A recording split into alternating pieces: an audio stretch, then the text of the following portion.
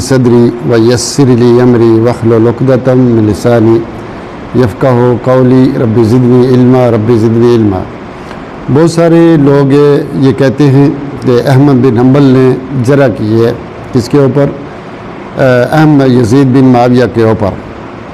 تو احمد بن حنبل چونکہ اہل الحدیث کے بہت بڑے امام ہیں اور 4 اماموں میں سے ایک امام ہیں اور ان کی بات بہت وزنی ہے۔ آپ لوگ کون ہوتے ہیں جناب یہ کہنے والے یزید رحمۃ اللہ علیہ؟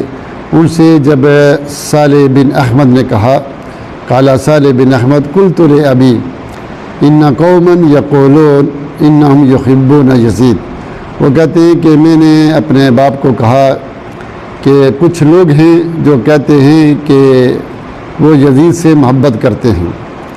تو احمد بن حنبل نے کہا، یا بنی، اے میرے بیٹے، وَهَلْ يُحِبُّ یزید احد یؤمن باللہ والیوم الآخر، کیا یہ ہو سکتا ہے کوئی اللہ پر بھی ایمان لائے اور آخرت کے دن پر بھی ایمان لائے اور یزید سے بھی محبت کرے؟ یعنی یہ کیسے ممکن ہے کوئی شخص یہ کہے میں اللہ پر ایمان لایا اور آخرت کے دن پر ایمان لایا، پھر ساتھ یہ بھی کہے کہ میں یزید کو سے محبت کرتا ہوں؟ یعنی یہ دونوں چیزیں جمع نہیں ہو سکتی، یزید سے محبت بھی اور اللہ پر ایمان بھی اور آخرت پر ایمان بھی۔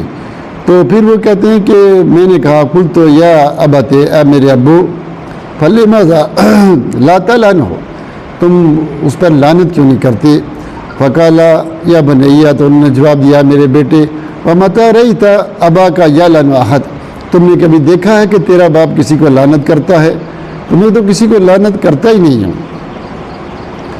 تو یہ کہتے ہیں کہ یہ ان کا قول ہے جس کی وجہ سے یہ کیسے ہو سکتا ہے کوئی شخص اللہ پر بھی ایمان لائے۔ احمد بن حنبل سے پوچھا گیا کہ ہم کیوں نہ اس سے محبت کریں، کیا وجہ ہے؟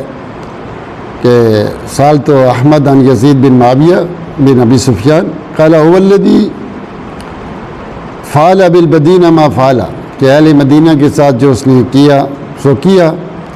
تو میں نے کہا کیا کیا؟ وما فعل؟ قال قتل من اصحاب رسول اللہ صلی اللہ علیہ وسلم وفعل ما فعل، کہا کیا کیا؟ کہا کہ ان کے مالوں کو لوٹا۔ تو یہ حدیث ہے، ابن تیمیہ سے بھی یہی قول موجود ہے کہ ہم کیا کریں گے کہ لا نسبہ ولا نحبہ۔ تو اب یہ قول جو ہے، چونکہ ابن تیمیہ نے کہا لا نسبہ ولا نحبہ اور احمد بن حنبل نے کہا کہ کیا یہ ممکن ہے کوئی شخص اللہ پر ایمان رکھے اور آخرت کے دن پر بھی ایمان رکھے اور پھر وہ کیا کرے، یزید بن معاویہ سے محبت کرے؟ یہ ہو نہیں سکتا۔ تو اس لیے چونکہ احمد بن حنبل نے لعنت بھی نہیں کی اور کہا کہ محبت بھی نہیں ہو سکتی، چونکہ اس نے اہل مدینہ کے ساتھ یہ کیا، ان کا مال لیا، اور کچھ اور جگہوں سے مل جاتا ہے کہ انہوں نے حسین رضی اللہ تعالیٰ عنہ کو شہید کیا۔ اب یہ جو احمد بن حنبل کی جرح ہے، یہ جس وجہ سے جرح کر رہے ہیں وہ جرح کیا ہے کہ انہوں نے قصہ حرہ جو مدینے والوں نے خروج کیا تھا اور اس خروج کو ختم کرنے کے لیے یزید بن معاویہ نے مسلم بن عقبہ کی قیادت میں ایک فوج بھیجی۔ وہ فوج وہاں آ کر 3 دن رکی رہی۔ انہوں نے کہا کہ تم اہل مدینہ ہو، ہم تمہارا بڑا احترام کرتے ہیں، عزت کرتے ہیں، تم واپس بیعت کر لو، پہلے بیعت کی تھی اب توڑ دی ہے، دوبارہ بیعت میں آ جاؤ، ہم واپس چلے جاتے ہیں۔ اور انہیں 3 دن کا ٹائم دیا۔ 3 دن کے بعد انہوں نے کہا ہم جنگ کریں گے، اور پھر جنگ پہ انہوں نے حملہ کیا۔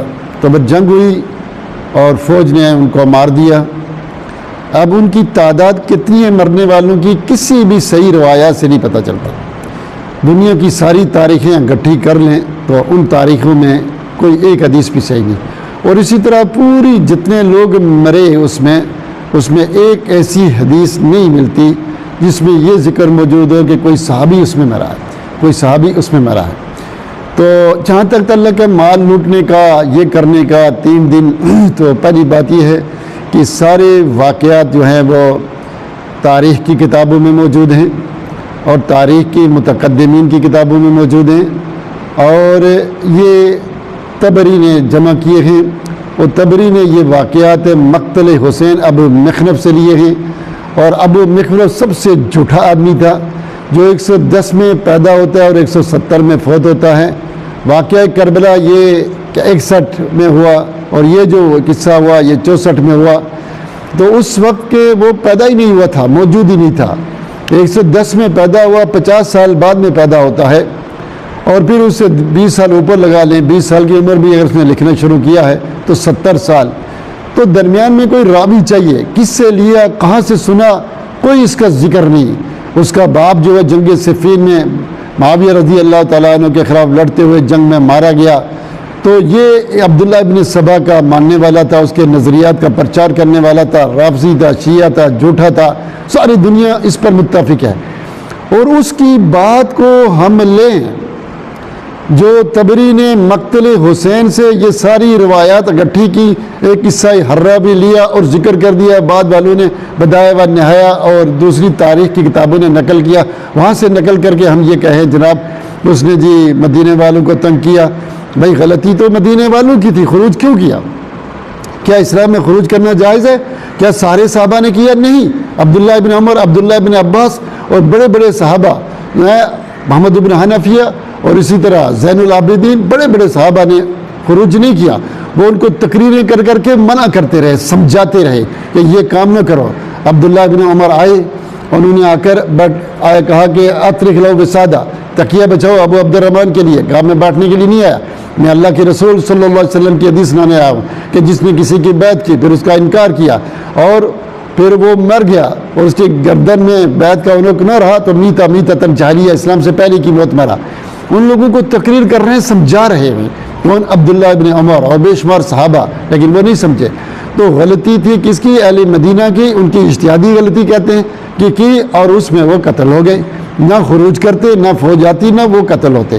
اس سے پتہ یہ چلا کہ غلطی یہاں یزید کی نہیں تھی، اہل مدینہ کی تھی۔ اہل مدینہ کو صحابہ سمجھا رہے ہیں کہ خروج نہ کرو۔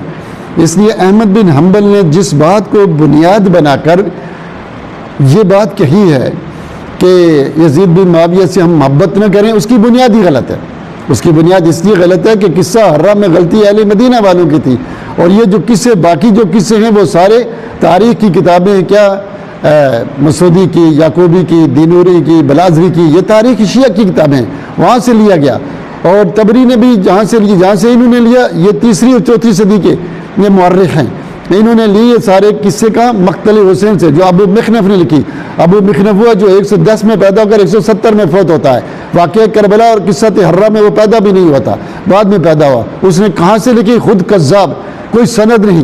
تو ایسی روایات پر اعتماد کر کے اس آدمی کی ہم جرح کریں جس کو صحابہ نے جس کی بیعت کی، اس کو خلیفہ کس نے بنایا؟ یزید بن معاویہ، جو صحابی ہیں جن کے بارے میں اللہ کہتا ہے اولئک هم الراشدون، اور جس کے بارے میں اللہ کے رسول نے کہا اللہم اجعلہ ہادیا و مہدیا، اللہ اس کو ہادی بناؤ، مہدی بناؤ۔ مغیرہ بن شعبہ نے بڑے دلائل دے کر معاویہ رضی اللہ تعالیٰ عنہ کو قائل کیا کہ اپنے بیٹے کو بنا لو، اس لیے کہ پہلے 5 سال میں 1 لاکھ مسلمانوں کا قتل ہو گیا، طلحہ و زبیر بڑے بڑے صحابہ مر گئے، تو دوبارہ وہ جنگی وہ مسلمانوں کا قتل عام نہ شروع ہو جائے۔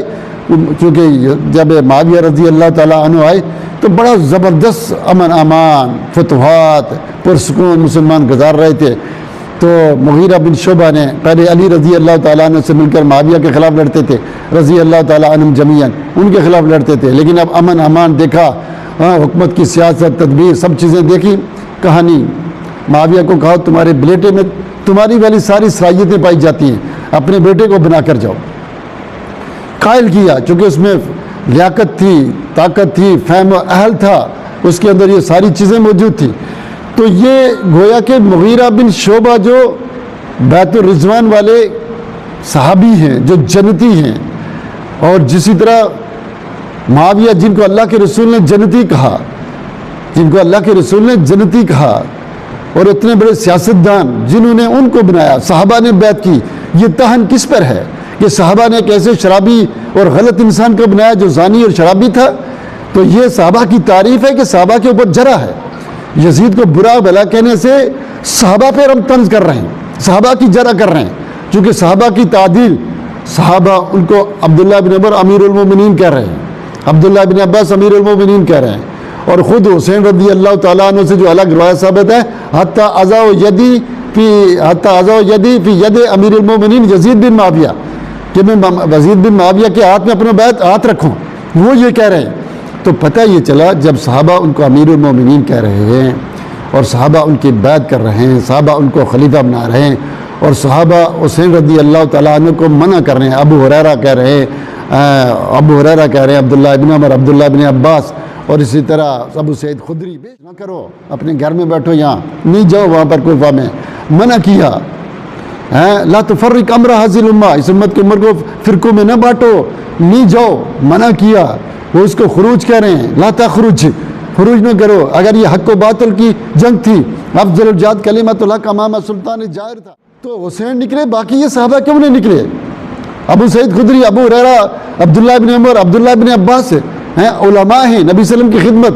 جب اللہ کے رسول فوت ہوئے تو حسین رضی اللہ تعالیٰ کی عمر 6 سال تھی، باقی بڑے بڑے صحابہ نے، ابو ہریرہ جیسے صحابہ نے، عبداللہ بن عمر، بڑا عرصہ ان کے ساتھ گزارا، انہوں نے خروج کیوں نہیں کیا؟ مغیرہ بن شعبہ نے کیوں نہیں کیا؟ تو اس سے پتہ چلا جب ہم یزید کو برا بلا کہتے ہیں، اس پر جرح کر رہے ہیں، تو وہ جرح صحابہ پر کر رہے ہوتے ہیں، جرح صحابہ پہ کر رہے ہوتے ہیں۔ کیوں کہ جب یہ لوگ تو چاہتے یہی کہ یزید پہ کرو، برا بلا کہو، یہاں کھڑے ہو کر یزید کو بنایا کس نے؟ صحابہ نے بنایا، لہذا صحابہ سارے غلط ہیں، صحابہ غلط تو پھر قرآن بھی غلط، حدیث بھی غلط، سارا اسلام غلط۔ تو اس لیے یہ جرح، یہ اٹیک اللہ کے رسول صلی اللہ علیہ وسلم پر ہے، یہ اللہ کے رسول صلی اللہ علیہ وسلم پر جرح ہے۔ تو اسی طرح احمد بن حنبل کا یہ موقف ہے کہ یہ جرح کر رہے ہیں، اس وجہ سے کر رہے ہیں، اور جس وجہ سے کر رہے ہیں وہ وجہ ثابت ہی نہیں ہے، وہ وجہ ثابت ہی نہیں ہے۔ ہاں یزید بن معاویہ تو وہ ہیں، یہ بات میں پھر کبھی کروں گا، آج نہیں، ان کو تو جنت کی خوشخبری، اول الجیش یغزون علی مدینۃ قیصر مغفور لہم، اس حدیث میں تو وہ جنتی ثابت ہو رہے ہیں، اور 12 حدیث ہے، سب نے کہا، صحیح بخاری کی، لا یزال الاسلام عزیزا الی 12 خلیفہ، اسلام ہمیشہ زبردست رہے گا 12 خلیفوں تک۔ سب نے یزید بن معاویہ کو اس میں شمار کیا۔ وہ نبی صلی اللہ علیہ وسلم نے فرمایا یہ نبوت تمہاری، ابو داؤد ترمذی کی صحیح حدیث، البانی صاحب نے صحیح کہا، یہ تمہارا معاملہ نبوت والا رہے گا جب تک اللہ چاہے گا۔ ثم تکون خلافہ علی منہاج نبوہ، پھر خلافت ہوگی کس کی؟ علی منہاج نبوہ پر۔ ثم تکون ملکا و رحمہ، پھر بادشاہت آئے گی رحمت والی۔ اللہ کے رسول بنو امیہ کی بادشاہ کو رحمت والا کہہ رہے ہیں، اللہ کے رسول کہہ رہے ہیں کہ اسلام ان 12 خلیفوں میں بڑا زبردست بہترین رہے گا، اور صحابہ نے جو اولئک هم الراشدون ہیں وہ اس کو خلیفہ بنا رہے ہیں۔ کیا یہ صحابہ ایک شرابی کو مشہور تھا، شرابی تھا، زانی تھا، بدکار تھا، اور نہ معاویہ کو غیرت آئی، نہ مغیرہ بن شعبہ کو، نہ امہات المومنین کو، نہ اصحاب بدر کو، نہ کسی کو آئی، اور ایک ایسے آدمی کو خلیفہ بنا دیا؟ تو اس لیے جب احمد بن حنبل کی بات قرآن و سنت سے ٹکرائے تو ہم چھوڑ دیتے ہیں، قرآن و سنت سے ٹکرائے تو ہم چھوڑ دیتے ہیں۔ لیکن ایک اور قول احمد بن حنبل سے ثابت ہے، وہ ثابت یہ ہے، اس کی سند میں چلا اگلے کلپ میں ڈال دوں گا، وہ یہ ان کے پاس ایک آدمی آیا کہ کیا ہم یزید بن معاویہ پہ لعنت کریں؟ کہا خاموش رہو، کہا لیکن میرا ایک بہت بڑے آدمی نے کہا کہ لعنت کرنی چاہیے، کہا نہیں لعنت نہ کرو، اس لیے کہ مومن کو لعنت کرنا کا قتل ہی اس کو قتل کرنے کے برابر ہے، یعنی آپ کسی کو تلوار سے قتل کریں یا اس پر لعنت کریں برابر ہے، اتنا ہی گناہ آپ کے سر پہ آ جائے گا۔ وَهُوَ مِنْ خَيْرِ الْقُرُونِ، وہ خیر القرون میں ہے، اس لیے اس سے باز آ جاؤ، یہ نہ کرو، مرنے سے 3 دن پہلے۔ تو اس واقعے سے یہ بھی پتہ چلتا ہے کہ اس کو لعنت کرنے سے منع کر رہے ہیں، اور دلیل کیا دے رہے ہیں کہ وہ خیر القرون میں ہے۔ اس سے یہ بھی پتہ چلا، ہو سکتا ہے انہوں نے اپنی اس قول سے رجوع کر لیا، ہو سکتا ہے کہ احمد بن حنبل نے اس قول سے رجوع کر لیا۔ تو اس لیے آج کل کہ ہمارے جتنے اہل حدیث ہیں اور بڑے بڑے جو بنے پھر رہے ہیں، وہ کہتے ہیں احمد بن حنبل نے کہا، احمد بن حنبل نے کہا، اور ایک عمر صدیق صاحب تھے، وہ کہہ رہے تھے کہ سارے صحابہ، تابعین، تبع تابعین اس بات پر متفق ہے کہ یزید لعنتی ہے۔ وہ عقل کے دشمن میں اتنی بات آپ سے پوچھتا ہوں، سلف صالحین میں 3 اقوال ہیں کہ صحابہ، تابعین، تبع تابعین، کچھ کہتے ہیں صرف صحابہ، کچھ کہتے ہیں تابعین، کچھ کہتے ہیں تبع تابعین، 3 خیر القرون کو لیتے ہیں۔ آخری صحابی 110 میں فوت ہے، آخری تابعی جو ہے نا وہ 180 میں فوت ہوتا ہے، آخری تبع تابعی 257 میں فوت ہوتا ہے، امام بخاری سے 1 سال کے بعد امام بخاری 256 میں فوت ہوتے ہیں۔ تو یہ خیر القرون ہے، یہ اگر کسی بات پر جمع ہو جائیں وہ قول حجت ہے۔ صحابہ تو اس کے خلاف جمع نہیں ہوئے کہ یزید کافر ہے، جنتی ہے، لعنتی ہے۔ کس صحابی نے کہا؟ عبداللہ ابن زبیر نے کہا، حسین رضی اللہ تعالیٰ عنہ نے کہا، کس نے کہا؟ بلکہ صحابہ نے تو اس کو اپنا خلیفہ بنایا، اس کی تعریفیں کر رہے ہیں، امیر المومنین کہہ رہے ہیں، اور اس دور کے لوگ اس کے لیے دعائیں کر رہے ہیں، اللہم صلی علی یزید ابن معاویہ، اللہ تو اپنی رحمت نازل کر یزید بن معاویہ کے اوپر۔ کون ہے یہ؟ زین العابدین، جو غلطی نہیں کرتے ہے۔ میں قاتل حسین کون ہے اس کے اوپر میں فہرست میں لمبی چیز ڈالوں گا انشاءاللہ۔ تو یہ جو اس کی تعریفیں کر رہے ہیں، اور کیا ایک احمد بن حنبل کا ہمیں یہ قول ملتا ہے، اس کا بھی ہمیں رجوع ملتا ہے۔ کب سلف صالحین جمع ہو گئے؟ کیوں جھوٹ بولتے ہو؟ کہاں پر جمع ہو گئے؟ کس نے؟ بر صغیر کے یہ لوگ جمع ہو گئے۔ ان کو جیسے یہودی سارے جمع کہ عیسیٰ علیہ السلام جو ہے وہ فلاں ہے، تو کہ یہودیوں کا جمع ہونا قبول ہوگا؟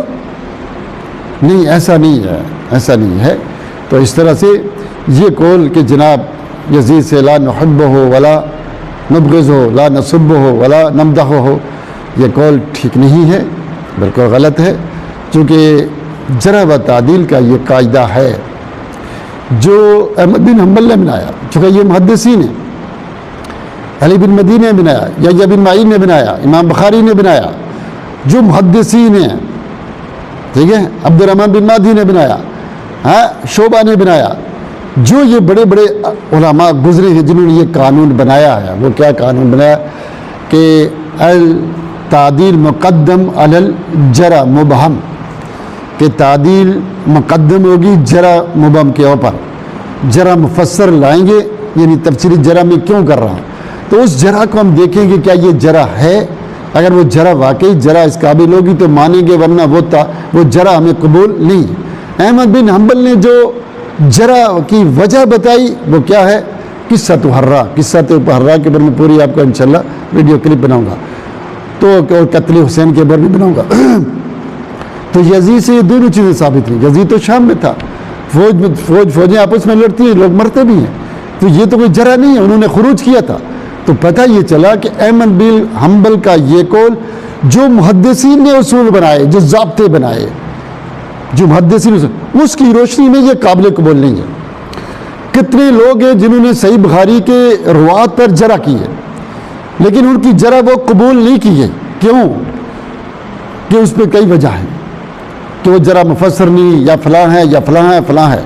اسی طرح ہر جرح قبول نہیں ہوتی ہے۔ جرح کو قبول کرنے کے لیے کم سے کم 20 سے زیادہ قاعدے ہیں۔